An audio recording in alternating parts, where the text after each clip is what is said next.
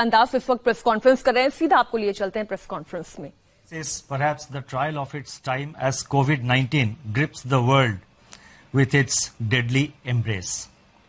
Everywhere, as also in India, the mission is to do whatever it takes to prevent the epidemiological curve from steepening any further. In this kind of an environment, the Reserve Bank of India has been very proactive and has been monitoring the situation very closely. The evolving situation is being monitored very closely, and you would have noticed that from time to time, almost every second day or third day, the Reserve Bank is coming out with certain announcements. Now, in this kind of environment, I thought it was necessary that I speak to a wider audience and convey the resolve of the Reserve Bank of India, our approach, and how we are going forward. Today, I propose to make certain announcements, and the statement is a bit long, as I said last time, because I have tried to make it as self-explanatory as possible, and so that there is adequate clarity. And since we are not able to hold a press conference, the meaning and the details are conveyed to the maximum extent possible. So as I just said, everywhere, as also in India, the mission is to do whatever it takes to prevent the epidemiological curve from steepening any further. Human spirit is ignited by the resolve to overcome the pandemic. It is during our darkest moments that we must focus on the light. As Mahatma Gandhi said in his famous address at Kingsley Hall, London, in October 1931, and I quote Mahatma Gandhi, "In the midst of death, life persists. In the midst of untruth, truth persists. In the midst of darkness, light persists." Before I begin, I wish to place on record our gratitude to all the functionaries and personnel in the government, the private sector, banks and other financial institutions who risk their lives on a daily basis by going to work or by working from home to fight the pandemic by keeping essential services fully operational. Our deepest appreciation goes out to doctors, healthcare and medical staff, police and law enforcement agencies who are at the front line. In the RBI, I would like to specially commend and thank our team of 150 officers, staff and service providers who are in quarantine away from their families and are at work 24/7 to keep essential services such as currency in circulation, retail and wholesale payments and settlement systems, reserve management, financial markets, liquidity management, financial regulation and supervision, and a host of other services available so that the nation may survive COVID-19. Banks and financial institutions have risen to the occasion and have ensured normal functioning. Their efforts are praiseworthy. I would like to thank my colleagues in the Reserve Bank of India who set aside personal health concerns and join me in fashioning the array of measures taken by the RBI in the context of COVID-19. I also thank our teams for their intellectual support, analytical work, and logistical arrangements. I would first like to highlight or give our assessment of the current economic situation. Since March 27, 2020, when I spoke to you last, the macroeconomic and financial landscape has deteriorated precipitously in some areas, but light still shines through bravely in some others. On April 14, the IMF released its global growth projections, revealing that in 2020, global economy is expected to plunge into the worst recession since the Great Depression, far worse than what had happened during the global financial crisis. The IMF's economic counselor has named it the Great Lockdown, estimating the cumulative loss to global GDP over 2020 and 21 at around $9 trillion, which is greater than the economies of Japan and Germany combined. Within this downturn, the projections are replete with even sharper declines in output in various countries. India is among the handful of countries that is projected to cling on somewhat tenuously to positive growth at 1.9%. In fact, this is the highest growth rate among the G20 economies as estimated by the IMF. The World Trade Organization sees world merchandise trade contracting by as much as 13 to 32%. I repeat, 13 to 32% in 2020. Global financial markets remain volatile and emerging market economies are grappling with capital flows and volatile exchange rates. Crude oil prices remain in a state of flux despite the agreement on production cuts by OPEC Plus countries. For 2021, the IMF projects sizable V-shaped recoveries, close to 9 percentage points for the global GDP. India is expected to post a sharp turnaround and resume its pre-COVID, pre-slowdown trajectory by growing at 7.4% in 2021-22. Over the last 3 weeks, there have been a few data releases on domestic developments, but they are too disjointed to allow a comprehensive assessment of the state of economy. Yet, there are a few slivers of brightness among the encircling gloom.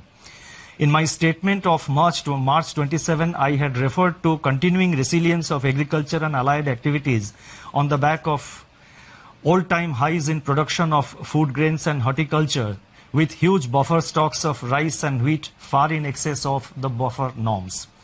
By April 10, pre-monsoon Kharif sowing had begun strongly, with acres of paddy, which as you know is the principal Kharif crop, up by 37% in comparison with the last season, that is in comparison with the Kharif of 2019. States such as West Bengal, Telangana, Odisha, Assam, Karnataka and Chhattisgarh are leading in sowing activity despite the lockdown. On April 15, the India Meteorological Department, IMD, forecast a normal southwest monsoon for 2020 season, with rainfall expected to be 100% of the long period average. These are early developments and they bode well for our rural demand, supported as they are by accelerating fertilizer production, which was noticed up to February 2020. The robust growth of 21.3% in tractor sales up to February 2020 as against a contraction of 0.5% in the corresponding period of the previous year may provide an offset to farm labor shortage on account of the lockdown. In other production sectors, the situation is more somber. On April 9, the Index of Industrial Production for February was released, showing that industrial output accelerated to its highest rate in 7 months. The impact of COVID-19 is not yet captured in these prints. So therefore, there is no reason to get misled by the IIP data which was released up to February, because the impact of COVID-19 comes thereafter. More tellingly, however, the revival in electricity generation, a coincident indicator of demand that had commenced from January 2020, has been halted by a sharp fall in daily demand in the range of 25 to 30% after the lockdown announcement on March 25th. Automobile production and sales, port freight traffic declined sharply in March, as recently released data indicates. The Manufacturing Purchasing Managers Index, that is PMI, for March 2020, which was released on April 2, was the lowest in last 4 months. Notably, suppliers' delivery time lengthened for the first time in 5 months, indicating supply disruptions. The April 6 release showed that services PMI declined into contraction in March 2020, pulled down by a sharp downturn in export business, new domestic orders and employment. In the external sector, the contraction in exports in March 2020 at minus 34.6% has turned out to be much more severe than during the global financial crisis. However, amidst all this, the level of foreign exchange reserves which we have continue to be robust at US dollar $476.5 billion on April 10th, equivalent to 11.8 months of imports. Turning to the status of banking operations since the nationwide lockdown was imposed by the Government of India, the RBI has taken a number of steps to ensure normal business functioning by the entire banking sector. As a result, payment infrastructure is running seamlessly. Banks have been required to put in place business continuity plans to operate from their disaster recovery sites and or to identify alternate locations for critical operations so that there is no disruption in customer services. Our data show that there was no downtime of internet or mobile banking. On an average, ATM operations stood at 91% of the full capacity. The average availability of business correspondents is over 80%. Regional offices of RBI have supplied fresh currency of rupees 1,20,000 crores from March 1 till April 14th to currency chests across the country to meet increased demand for currency in the wake of COVID-19 pandemic. Banks have indeed risen to the occasion by refilling the ATMs regularly despite several logistical challenges. In my statement of March 27, I had indicated that together with the measures announced on March 27, the RBI's liquidity injection was about 3.2% of GDP since February 2020 MPC meeting. And as you would recall, the February MPC meeting, the announcements were made, if I recall correctly, on 6th of February. So from 6th February 2020 till March 27th, including the announcement made on March 27th, RBI had injected liquidity of an amount equivalent to 3.2% of our GDP. Since then, that is since March 27th, surplus liquidity in the banking system has increased sharply in the wake of sustained government spending. Systemic liquidity surplus as reflected in net absorptions. I am talking about net absorptions, that is the difference between the taking into account both the reverse repo and the repo.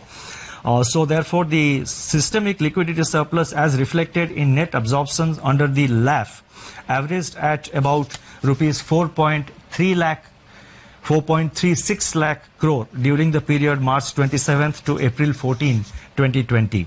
As announced on March 27, the RBI undertook 3 auctions of targeted term repo operations, that is TLTRO, injecting cumulatively rupees 75,041 crore to ease liquidity constraints in the banking system and distress financial markets.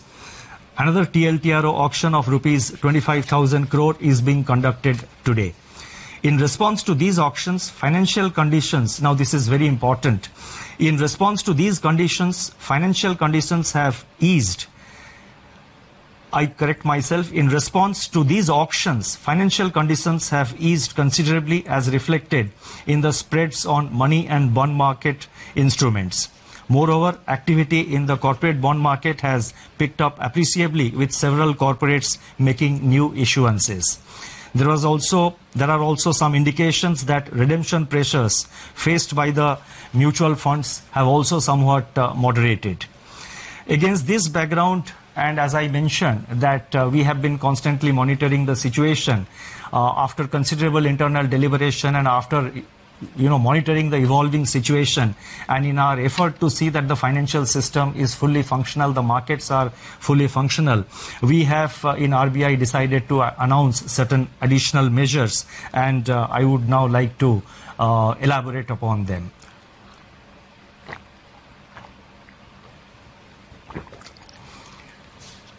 Against this backdrop and based on our continuing assessment of the macroeconomic situation and financial market conditions, we propose to take further measures with the following objectives. 1, to maintain adequate liquidity in the system and its constituents in the face of COVID-19 related dislocations. 2, facilitate and incentivize bank credit flows. 3, ease the financial stress. And 4, enable the formal functioning of markets.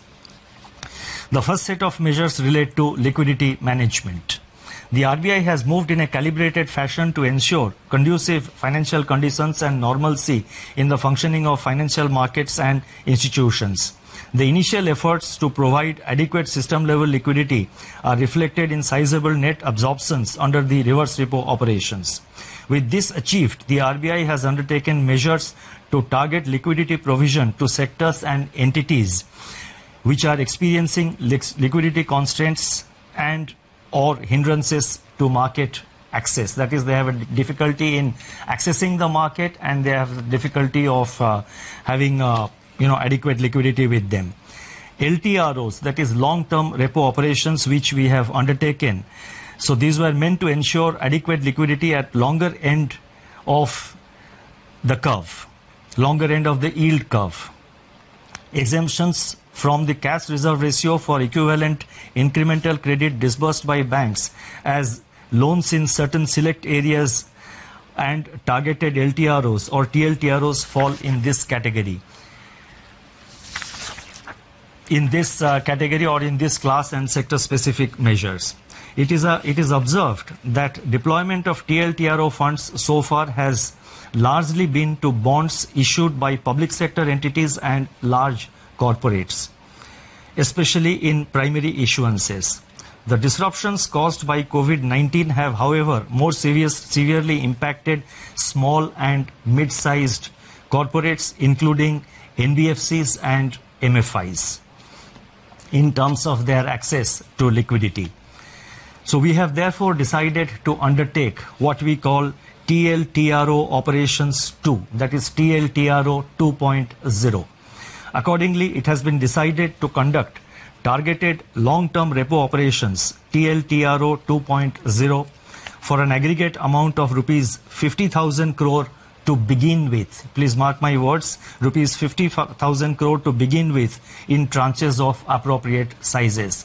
Based on our assessment of the evolving situation and based on the pattern of utilization of this 50,000 crore by the market and in the market, it is always open for RBI to step up this amount beyond 50,000 crores as per requirement or as may be necessary to see that various segments of the market, various segments of the MFIs, the NBFCs and other institutions in terms of liquidity, they remain well lubricated.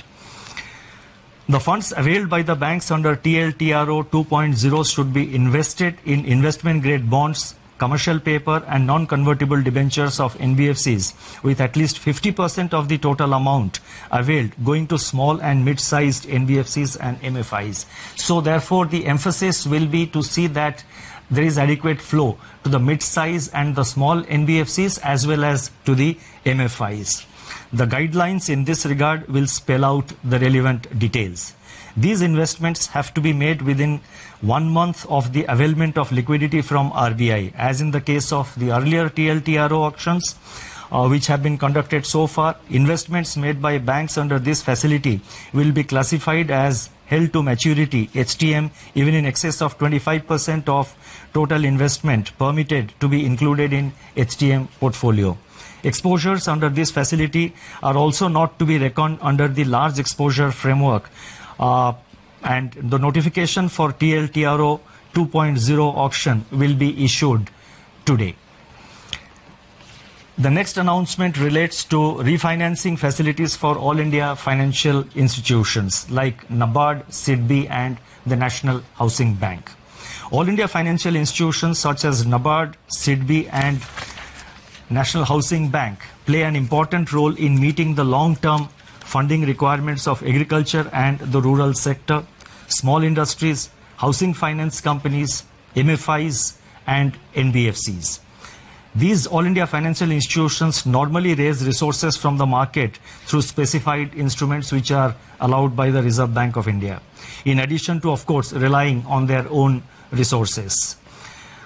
In view of the tightening of financial conditions in the wake of COVID-19 pandemic, these institutions are today facing difficulties in raising resources from the market. Accordingly, it has been decided to provide special refinance facilities for a total amount of rupees 50,000 crores to NABARD, SIDBI and NHB to enable them to meet sectoral credit needs. This will comprise of rupees 25,000 crore to NABARD for refinancing regional rural banks that is RRBs and cooperative banks and microfinancial institutions. Rupees 15,000 crore will flow to SIDBI for on-lending and refinancing, and as you know, SIDBI will be lending this money to, by way of providing refinance to scheduled commercial banks as well as to other financial entities, NBFCs, MFIs, etc., who sanction loans to the MSME segment of the economy.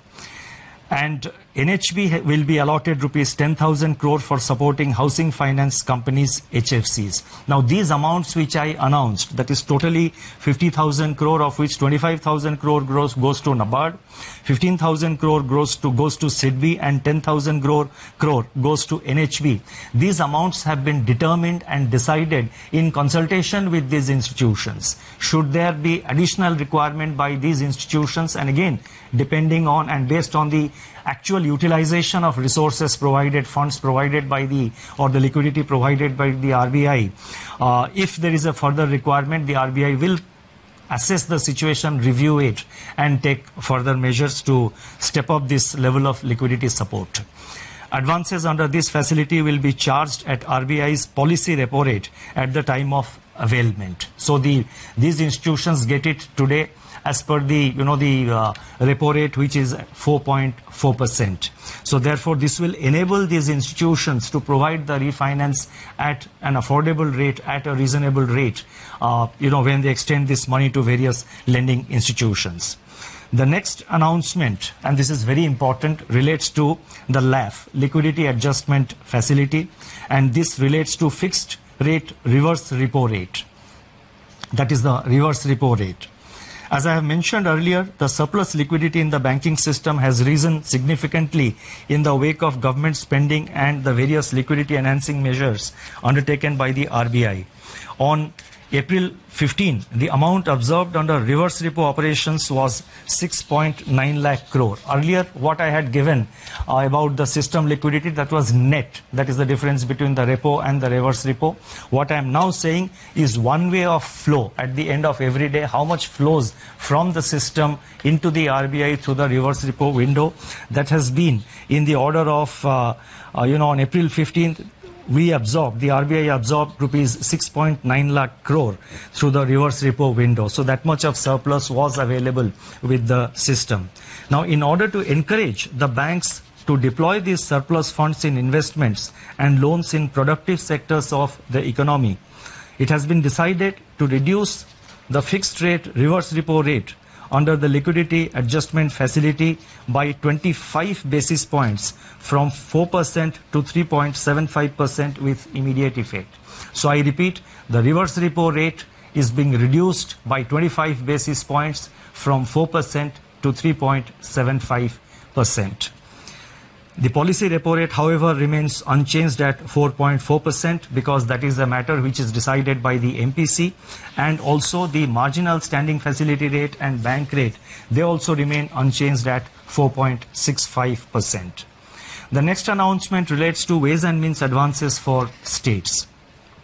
On 1st April 2020, RBI had announced an increase in the ways and means advances limit, WMA limit of states by 30%. It has now been decided to increase the WMA limit of states by 60% over and above the level as on March 31st, 2020 to provide greater comfort to the states for undertaking COVID containment and mitigation efforts, and also to plan their market borrowing programs better. This, we expect, will help the states not to bunch up their borrowing program in the early part of the year, but to space it appropriately as per their requirement. The increased limit will be available, that is this increased limit of WMA up to by 60%. This facility will be available till September 30th, 2020. The next set of measures are related to regulatory measures. On March 27, 2020, the Reserve Bank had announced certain regulatory measures to mitigate the burden of debt servicing brought about by disruptions on account of COVID-19 and to ensure the continuity of viable businesses. Based on a review of rapidly evolving situation and consistent with globally coordinated action committed to by Basel Committee on Banking Supervision to alleviate the impact of COVID-19 on global banking system, additional regulatory measures are being announced today. So whatever regulatory measures we are announcing, they are consistent with the Basel guidelines. The first measure under this category of regulatory measures, they relate to asset classification. Economic activity has come to a standstill during the period of the lockdown. Now, as I go with these announcements, I request your patience, because in the concluding paragraphs, in the concluding 2 or 3 paragraphs to which I will come very shortly, I have attempted to give some kind of a forward guidance on certain aspects, so I request your patience. I repeat, economic activity has come to a standstill during the period of the lockdown, with consequential lingering effects which have unambiguously affected the cash flows of households and businesses. On March 27, the Reserve Bank had permitted lending institutions to grant moratorium of 3 months on payment of the current dues falling due between 1st March and May 31st. It is recognized that the onset of COVID-19 has also exacerbated the challenges for such borrowers even to honor their commitments which have fallen due on or before February 29, 2020 in standard accounts. The Basel Committee on Banking Supervision has taken cognizance of the financial and economic impact of COVID-19 and very recently announced that the payment moratorium periods, public or granted by banks on a voluntary basis relating to COVID-19 outbreak, can be excluded by banks from the number of days past due in respect of NPA recognition. Therefore, it has been decided that in respect of all accounts for which lending institutions decide to grant moratorium or deferment and which were standard as on 1st March 2020, the 90-day NPA norm shall exclude the moratorium period. That is, there would be an asset classification standstill for all such accounts from 1st March to 31st May 2020.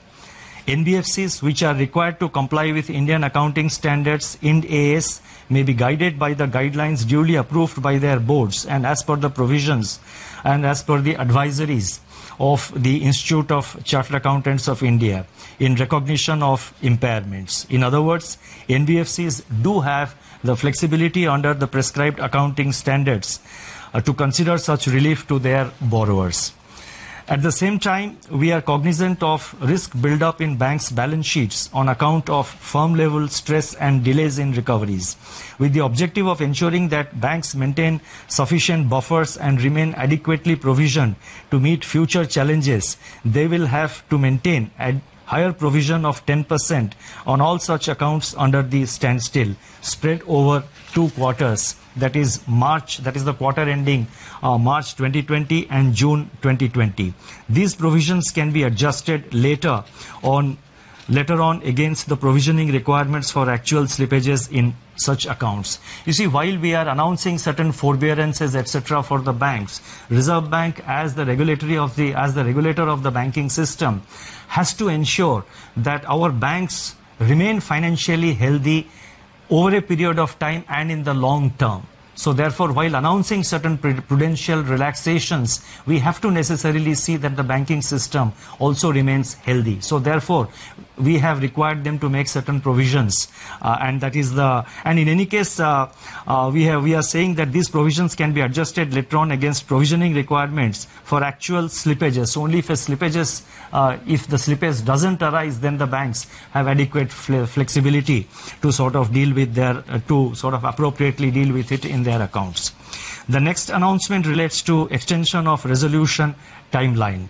Under RBI's Prudential Framework of Resolution of Stressed Assets, dated June 7, 2019, in the case of large accounts under default, scheduled commercial banks, all India financial institutions, NBFCs which are non-deposit taking but systemically important, and deposit-taking NBFCs are currently required to hold an additional provision of 20% if a resolution plan has not been completed within 210 days from the date of such default. Recognizing the challenges to the resolution of stressed assets in the current volatile environment, it has been decided that the period of resolution plan shall be extended by 90 days. The details of this announcement will, of course, be spelled out in the circular which will be issued. The next announcement relates to distribution of dividend. It is imperative that banks conserve capital to retain their capacity to support the economy and absorb losses in an environment of heightened uncertainty. It has therefore been decided that in view of the COVID-19 related economic shock, scheduled commercial banks and cooperative banks shall not make any further dividend payouts from profits pertaining to the financial year ended 31st March 2020 until further instructions. This restriction shall, however, be reviewed on the basis of the financial position of banks for the quarter ending September 30, 2020. The next announcement relates to LCR, liquidity coverage ratio. The Reserve Bank, and this is a norm which has been prescribed for the banks, as you would know. Reserve Bank has been proactively taking measures to address systemic liquidity issues through a slew of monetary and market operations. In order to ease the liquidity position at the level of individual institutions, the LCR requirement for scheduled commercial banks we have now decided that the LCR requirement of scheduled commercial banks will be brought down from 100% to 80% with immediate effect. I repeat, LCR requirement is being brought down from 100% to 80% with immediate effect. The requirement shall be gradually, however, restored back in two phases, 90% by 1st October 2020 and 100% by 1st April 2021. The next announcement relates to NBFC loans to commercial real estate projects. In terms of extant guidelines for banks, the date for commencement of commercial operations, DCCO, in respect of loans to commercial real estate projects, delayed for reasons beyond the control of promoters, can be extended by additional 1 year over and above the 1 year extension permitted in the normal course without treating the same as restructuring. And restructuring, as you know, would obviously have implications for asset classification. It has now been decided to extend a similar treatment to loans given by NBFCs to commercial real estate. This will provide relief to NBFCs as well as to the real estate sector. Now, before I go to the concluding remarks, let me mention that the RBI, as I mentioned earlier, is monitoring the situation very closely. We are very vigilant about the developments, and whenever required, we will make necessary announcements. And so therefore, this is not the last of the announcements that we are announcing today to deal with the situation. As the situation warrants, we will be announcing new measures to deal with the challenges. Our effort is always to remain proactive and also to respond to the emerging challenges. Now, let me now move to the concluding portion of my remarks. In conclusion, I would like to review recent developments relating to inflation and the outlook without infringing in any way the mandate of the Monetary Policy Committee. The press release of National Statistics Office NSO on April 13, 2020 showed that CPI inflation for March 2020 declined by 70 basis points to 5.9%. This is, however, based on data gathered up to 19th March. The data showed a softening of food inflation by around 160 basis points on account of the easing of prices of vegetables, eggs, meat, fish, pulses, etc. In other categories of CPI inflation, pressures remained firm. Daily data on 22 essential food items covered by the Department of Consumer Affairs of Government of India suggest that food prices have increased by 2.3% in April so far, that is up to April 13th, in a broad-based manner, though onion prices have continued to decline, and at the same time, the PDS kerosene prices have slumped by 24% in the first fortnight of April. Domestic LPG prices also declined by 8%. These early developments suggest that inflation is on a declining trajectory, having fallen by 170 basis points from its January 2020 peak. In the period ahead, inflation could recede even further, barring of course any supply side disruption shocks, and may even settle well below the target of 4% by the second half of 2021. Such an outlook would make policy space available to address the intensification of risks to growth and financial stability brought about by COVID-19. This space needs to be used effectively and in time. The RBI, as I said earlier, will monitor the evolving situation continuously and use all its instruments to address the daunting challenges posed by the pandemic. The overarching objective is to keep the financial system and financial markets sound, liquid, and smoothly functioning so that finance keeps flowing to all stakeholders, especially the vulnerable and the disadvantaged. Regulatory measures that have been announced so far, including those which are announced today, are dovetailed into the objective of preserving financial stability. Although social distancing separates us, we stand united and resolute. Eventually, we are confident that we shall cure and we shall endure. Thank you very much. तो इस वक्त की बड़ी खबर, RBI governor Shaktikanta Das को आप सुन रहे थे। उन्होंने बताया कि किस तरीके से इस वक्त ग्लोबल इकोनॉमी चरमराई हुई है, आशंकाएं उन्होंने जताई और साथ ही साथ ये भी बताया कि इसको गति देने के लिए भारत की ओर से क्या क्या कदम उठाए जा रहे हैं। वो जो 10 अहम पॉइंट है वो इस वक्त आप अपनी टीवी स्क्रीन पर देख रहे हैं। इसमें लिक्विडिटी बढ़ाने को लेकर भी कई ऐलान किए गए। इसमें नाबार्ड को, सिडबी को किस तरीके से फाइनेंशियल हेल्प दी जाएगी उसका ऐलान किया गया और साथ ही साथ ये ऐलान भी किया गया कि रिवर्स रेपो रेट में 25 बेसिस पॉइंट की कटौती की जाएगी, यानी जो रिवर्स रेपो रेट इस वक्त 4 है उसे घटाकर अब 3.75% कर दिया जाएगा। एक छोटे से ब्रेक के लिए हमें रुकना होगा। हो रहे फौरन हाजिर इसी बड़ी खबर पर।